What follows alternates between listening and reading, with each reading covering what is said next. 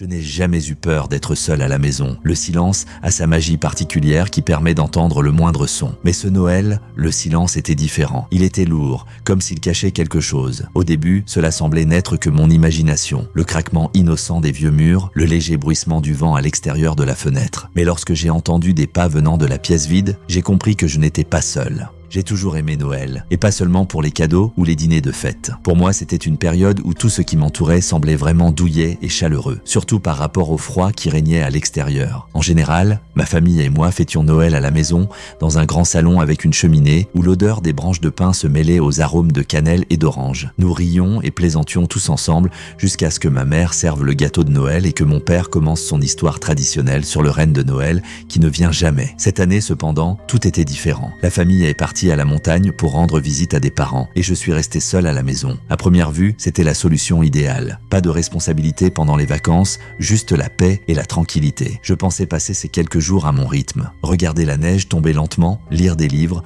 ou regarder de vieux films. Je n'imaginais pas que cette veille de Noël serait la plus terrifiante de ma vie. Et me voilà, assise sur le canapé, plongée dans le calme étrange de cette période de l'année. La ville, comme toujours, semble vide et silencieuse. Et il n'y a pas une âme dans la rue. Il n'y a que le vent qui hurle à l'extérieur des fenêtres et les lumières festives du sapin qui se reflètent dans le verre. J'ai bu une tasse de thé chaud et j'ai regardé paresseusement l'horloge, 20 heures. C'était l'heure du dîner puis d'un film d'avant les fêtes. Tout cela aurait dû être parfait, mais plus je restais seul, plus je me sentais mal à l'aise. Non pas parce que la maison était vide, mais parce que le silence ici était complètement différent. On pouvait le sentir, ce n'était pas le calme habituel. Il ressemblait à une sorte de pause tendue avant l'inconnu, comme une ombre qui passe dans le couloir alors qu'on est sûr qu'il n'y a personne. C'était le premier signe. Je n'y ai pas prêté attention. Bien sûr, je ne pouvais pas comprendre à l'époque que ce n'était que le début de quelque chose de bien pire. Et cette nuit de Noël sera pour moi non seulement un souvenir de la nuit festive, mais aussi de la peur que j'ai ressentie. Rien qui ne puisse être expliqué. Juste un sentiment, et elle ne m'a pas quitté dès le début.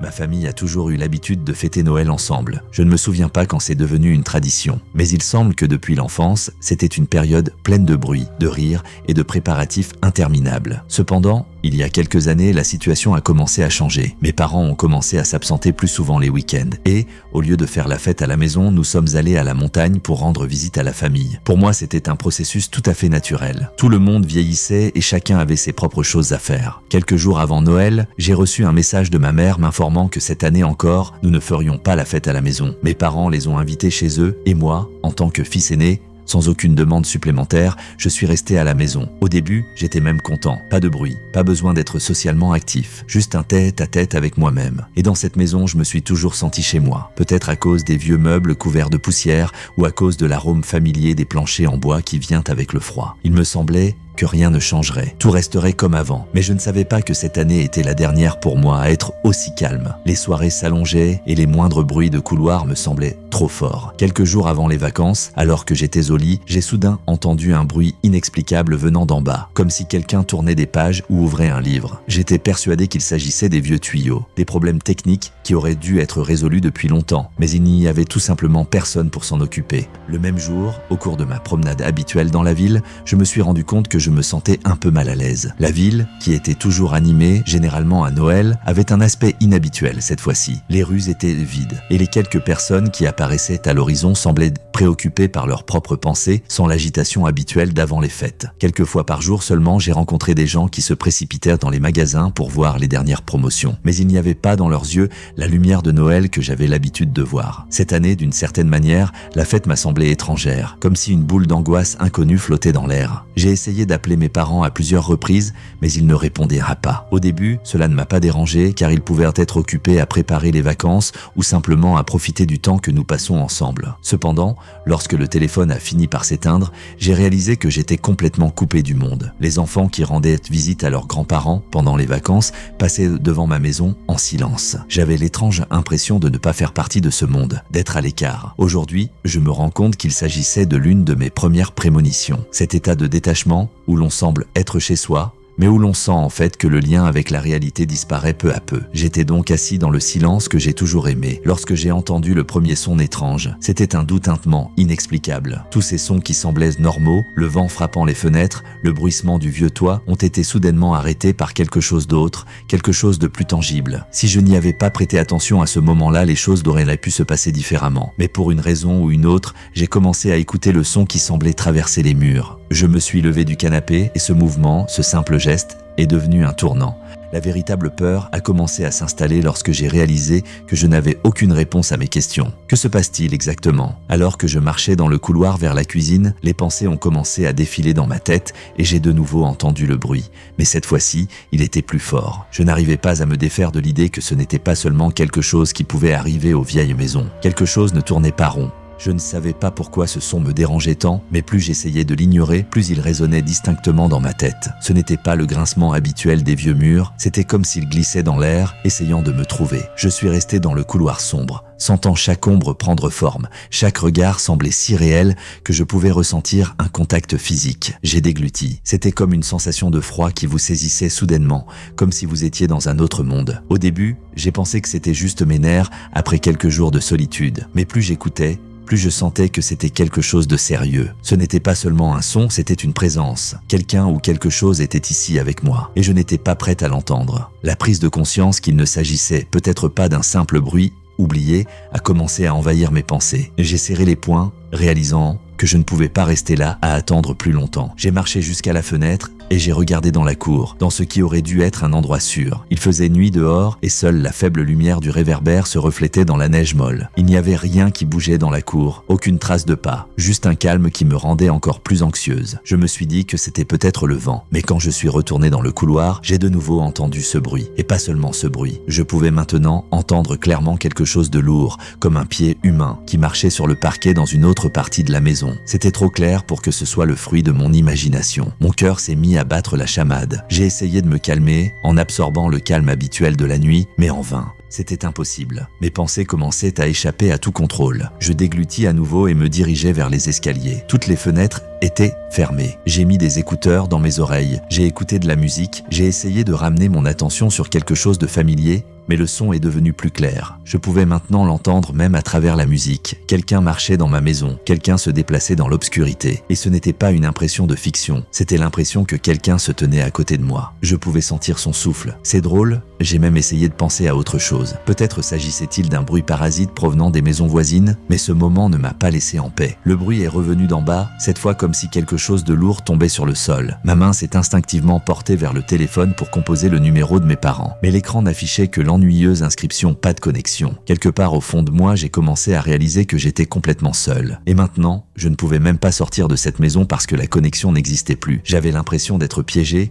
et ce n'était que le début. J'étais debout dans les escaliers, tenant mon téléphone qui ne fonctionnait plus, et je sentais que mon esprit commençait à s'emballer. Une idée me trottait dans la tête. Et si je n'étais pas seul? Cette question me hantait. Le sentiment était si réel que j'ai commencé à écouter chaque son. C'était encore le cas. Des bruissements, des pieds sur le vieux plancher. J'ai décidé de descendre, même si toutes les cellules de mon corps me criaient de quitter la maison. Mais je ne pouvais pas laisser les choses en l'état. Je ne pouvais pas rester là à attendre. L'obscurité m'attirait, même si je sentais déjà que c'était une très mauvaise idée. Ma main pressait à nouveau les touches du téléphone, essayant d'appeler à l'aide, mais en vain, encore et encore. Et maintenant, je savais que personne ne viendrait. J'étais seul, juste moi et ce sentiment. Je suis descendu. Chaque pas semblait plus lourd, chaque pas semblait me conduire dans l'abîme. La lumière du couloir qui sortait à peine de dessous la porte créait des ombres inquiétantes qui se déplaçaient avec moi. Je commençais à sentir que mes doigts, qui appuyaient sur la balustrade, perdaient peu à peu leur sensibilité. Un étrange frisson parcourait ma peau, comme si je me trouvais dans une autre dimension, dans un monde où le temps et l'espace semblaient déformés. Je me suis arrêté dans l'embrasure de la cuisine. La flamme de la cheminée que j'avais laissée sans surveillance couvait à peine. Cependant, elle suffisait à obscurcir la lumière et à rendre l'environnement inquiétant. Je pouvais voir une tasse oubliée sur la table et la pièce elle-même où j'étais assis avec mon téléphone et où je parlais à mes amis il y a 1 heure avait maintenant l'air étrangère. étrange. Je me suis approché de la fenêtre pour essayer de mieux voir la cour, mais à l'intérieur, j'avais l'impression de perdre le contrôle de ce qui m'entourait. J'étais submergé par l'anxiété et chaque bruissement, chaque mouvement semblait être une manifestation possible de danger. Je ne pouvais m'empêcher de penser qu'il se passait ici et maintenant quelque chose que je ne pouvais pas comprendre. Il y avait une tension dans l'air et la seule pensée qui me venait à l'esprit était « je ne suis pas seul ». Peut-être n'était-ce qu'une étrange combinaison de silence et de sons invisibles. Mais plus j'essayais de l'ignorer, plus j'étais convaincu qu'il y avait quelque chose dans cette pièce, quelque chose de sombre. Mes yeux se sont tournés vers les coins et soudain j'ai remarqué une ombre sur le sol, à gauche de la porte où je me trouvais. Elle n'était pas là quand je suis entré dans la pièce. J'ai fermé les yeux, j'ai respiré profondément et j'ai essayé de me calmer. Mais quand je les ai rouverts, l'ombre avait disparu. Oui, ce n'était que mon imagination. Ou n'était-ce pas le cas? Et soudain, quelqu'un a frappé fort à la porte. 3 coups, durs, tranchants, et ce n'était pas un appel, c'était une décharge de douleur qui m'est allée droit au cœur. Je me suis figé, mon esprit s'est emballé, essayant de trouver une explication logique. Je me suis approché de la porte, la peau de mes bras palpitait. C'était peut-être les voisins qui étaient venus voir comment j'allais, mais je n'avais qu'une seule idée en tête. Comment ont-ils pu savoir que j'étais ici? Comment ont-ils pu savoir que j'étais ici? J'ai saisi la poignée et une autre chose s'est produite. La porte n'était pas verrouillée, elle a cédé sous ma pression. La porte d'entrée s'est ouverte. Je ne peux pas expliquer ce que j'ai ressenti à ce moment-là. Le silence régnait dans le couloir,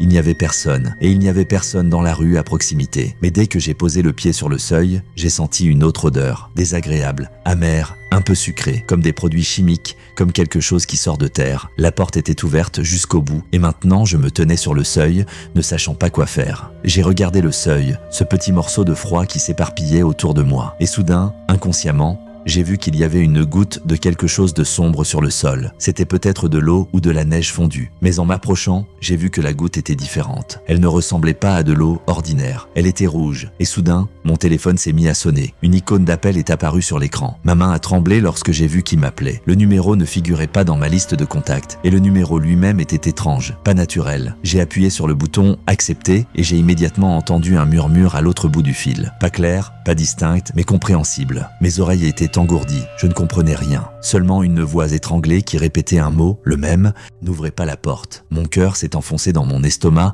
et j'ai su immédiatement que cet appel n'était pas une coïncidence. Non, ce n'était pas possible. J'ai couru vers la fenêtre pour regarder dans la cour, mais ce que j'ai vu m'a donné froid dans le dos. Quelqu'un apparaissait au coin de la maison. Il se tenait là, dans l'obscurité, une ombre qui se déplaçait dans ma direction. Il attendait. Peut-être ne savait-il même pas que je pouvais tout voir, mais il m'attendait. Et maintenant, je savais que je ne pouvais plus l'éviter. Je ne pouvais plus rester dans cette maison. À chaque seconde qui passait, ma peur grandissait, mon cœur battait à tout rompre. Je me suis précipité vers la porte d'entrée pour la fermer. Mais dès que ma main toucha la poignée, quelque chose dans le vent changea. Le froid pénétra dans chaque fente, me faisant siffler comme un avertissement. J'ai regardé les escaliers comme s'ils étaient la seule issue à ce cauchemar. Mais plus j'essayais de trouver une explication, plus je me posais de questions. L'homme que j'avais vu par la fenêtre avait disparu. Mais avait-il vraiment disparu? J'ai regardé à nouveau par la fenêtre et j'ai vu une cour vide. Puis j'ai entendu un bruit. C'était un grattage silencieux. Quelqu'un traînait lentement quelque chose de pointu le long du mur de la maison. Mon cœur s'est effondré. J'ai couru dans le couloir et j'ai commencé à fermer la porte à clé en vérifiant soigneusement toutes les serrures. Soudain, je me suis rendu compte que le bruit se rapprochait. Je me suis retourné rapidement, sûr de voir quelqu'un à proximité, mais le couloir était vide. Seule une ombre profonde en occupait chaque recoin. La sueur dégoulinant sur mon visage, je me suis souvenu du couteau de cuisine posé sur la table et je me suis précipité vers lui. Lorsque j'ai enfin atteint la cuisine, j'ai entendu un autre son, un léger tapotement, comme si quelqu'un marchait pieds nus sur le parquet. Mais cette fois, ce n'était pas un simple bruit, c'était à l'intérieur de la maison. J'ai saisi le couteau et j'ai senti le métal froid se serrer dans ma main. Cela me donnait l'illusion de contrôler la situation, même si mon esprit me criait que cela ne changerait rien. J'ai regardé autour de moi, les lumières ont vacillé. Pendant un instant, la pièce a été plongée dans l'obscurité et quand la lumière est revenue, j'ai remarqué que la porte du salon était ouverte. Mais je l'avais bel et bien fermée. Je me suis approché en essayant de ne pas faire de bruit. Chaque pas était comme une lame de couteau. Et soudain, j'ai entendu un murmure, silencieux, à peine intelligible, mais insistant. Je ne comprenais pas d'où cela venait, mais c'était la voix de quelqu'un. Elle n'était ni en colère, ni furieuse. Elle était calme, même trop calme pour ne pas susciter la peur. Et j'ai compris que quelqu'un était là, avec moi. Quelqu'un qui attendait ce moment. Je me suis approché de la porte et j'ai regardé dans le salon. À première vue, Tout était comme je l'avais laissé. La cheminée fumait à peine, les décorations de l'arbre de Noël se balançaient lentement sous l'effet d'un léger courant d'air. Puis j'ai remarqué quelque chose. Quelque chose brillait dans l'obscurité presque imperceptiblement. C'était un morceau de verre posé sur le sol près de la fenêtre. La fenêtre était fissurée. Quelqu'un était entré par effraction. Et maintenant, je n'étais plus seul. Mon esprit n'arrivait pas à comprendre ce qu'il fallait faire. Tous les plans semblaient futiles. Tous les espoirs de salut s'étaient envolés. Il n'y avait qu'une seule solution, tenir bon et attendre. J'ai serré le couteau dans ma main, essayant de me convaincre que je pouvais me défendre si nécessaire. Mais la réalité était tout autre. J'étais piégé dans ma propre maison où chaque bruit, chaque ombre était un ennemi. C'est alors que j'ai entendu des pas. Ils se rapprochaient. Ils venaient du couloir où j'avais regardé récemment. J'ai tourné la tête et j'ai vu l'ombre bouger à nouveau. Mais cette fois, ce n'était pas une simple ombre. C'était un corps humain. Il se tenait au bout du couloir dans l'obscurité et me regardait droit dans les yeux. Je ne voyais pas son visage, mais je sentais son regard. Il était silencieux, mais ce silence était pire que tous les mots. J'ai reculé d'un pas, tenant le couteau devant moi comme un bouclier. L'homme était resté en place, mais je me suis rendu compte qu'il n'était pas debout. Il s'approchait lentement, presque imperceptiblement, de moi. Ses pas étaient inaudibles, mais je le voyais bouger comme s'il me testait. Mon cœur battait si fort que je pouvais à peine respirer. Encore un pas en arrière, encore un. Et puis j'ai trébuché sur la table. Un bruit a rompu le silence et l'homme s'est arrêté. Pendant quelques secondes, la pièce est restée silencieuse. Puis il s'est soudain précipité vers l'avant.